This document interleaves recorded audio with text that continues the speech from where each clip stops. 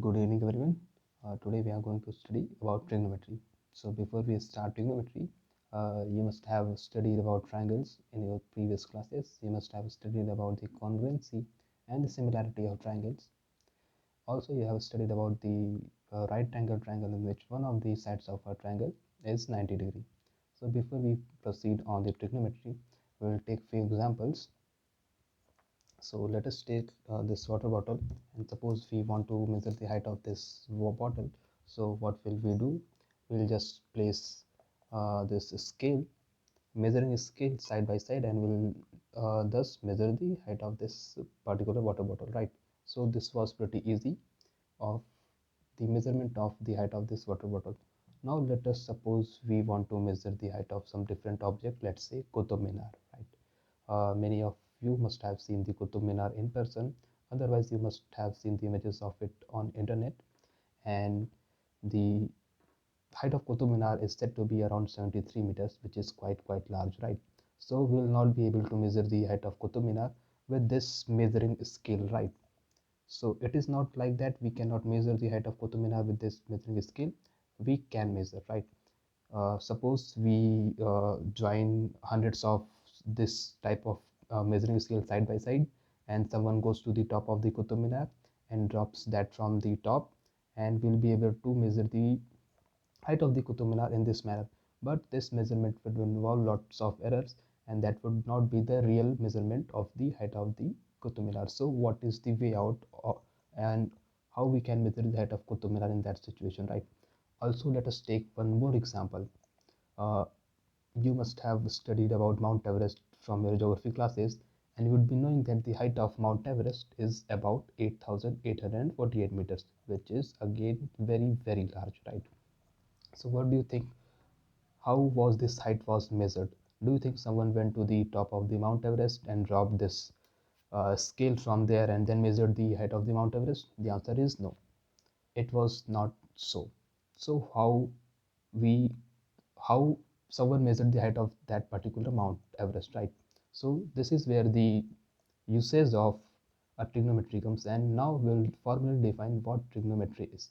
So trigonometry is the branch of mathematics which deals with the study of relationship between the sides of a triangle and its angles, right? So the trigonometry is made up of three words. Tri means three, gon means sides, and metry means to measure. So trigonometry, if we define simply, is the study of relationship between different sides of the triangle and its angle, right? So having said this, we'll use this definition to find the height of Qutub Minar and Mount Everest that we have seen in our examples, right? So in this simplistic representation of we say Qutub Minar, we have this BC as a Qutub Minar in this figure, and suppose you are standing yourself at point A at some distance from the base of Qutub Minar, which is X, which is known to us, right?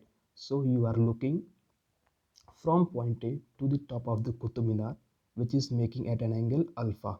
Means you are looking at the top of the you are looking at the top of the Qutub Minar at an angle alpha.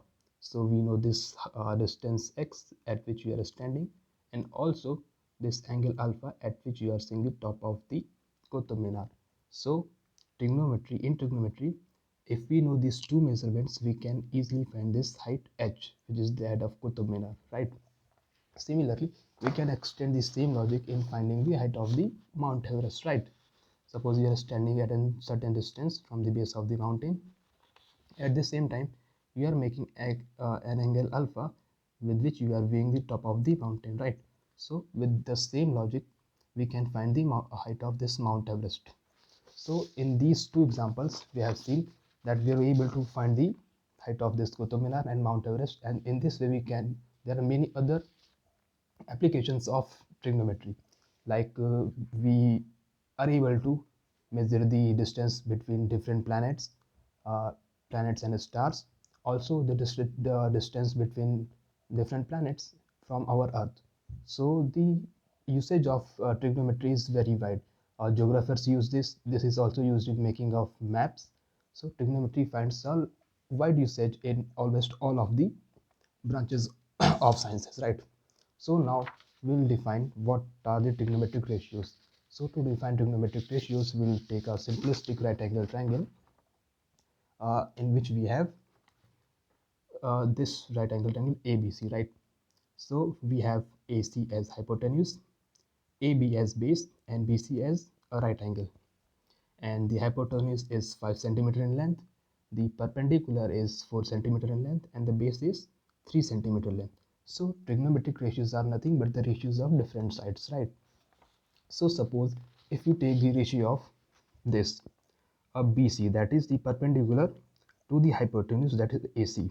So if you take the ratio of BC to AC, which is 5 by 4, so we will call this sine of angle A, right? Similarly, if we take the ratio of base, that is AB, to the hypotenuse, that is AC, which is coming out to be 3 by 5, so we will call this cosine of angle A, right? Similarly, if we take the ratio of BC to AB, that is the perpendicular to the base, we'll call this the tangent of angle A, right? So these were some basic trigonometric ratios. There are other three ratios also, but that can be derived from this ratios also, and we'll see that in our next class, right?